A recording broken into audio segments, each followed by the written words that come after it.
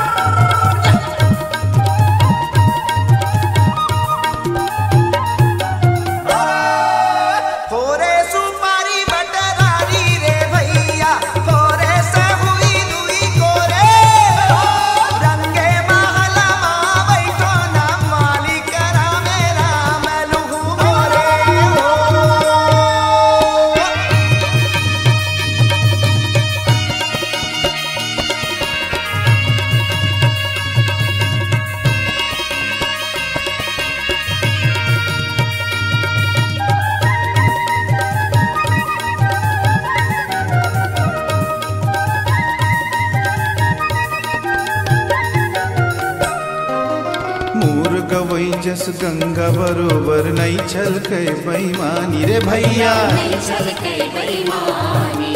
पंच पटेल निया टोरैया मिश्री जैसन बानी, जेकर मिश्री जैसन बानी। मोर गवई हा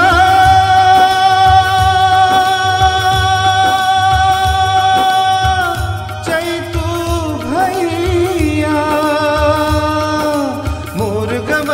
चैतू भैया औ कचरू के सियानी है, औ कचरू के सियानी है।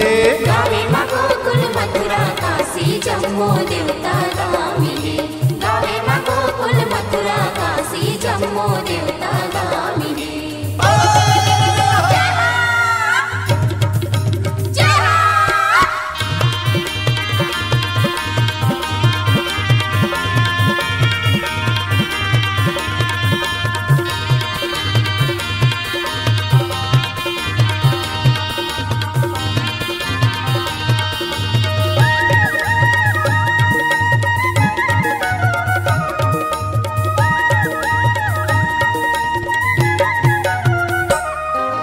मोर गाँव मातरिया सुगर बर पीपर के छई हरे भैया, बर पीपर के छई हाँ सत मटकत पनिहारिन सब जोरे जोरे बई हरे भैया, जोरे जोरे भैया। बाटे मठा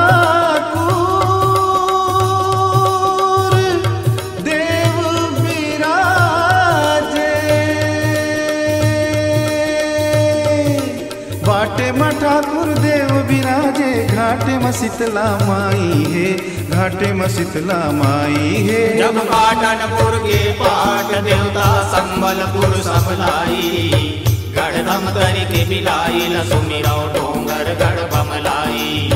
रतनपुरी महामाई न सुमिरो धम के अटल कुमारी, एक और नगर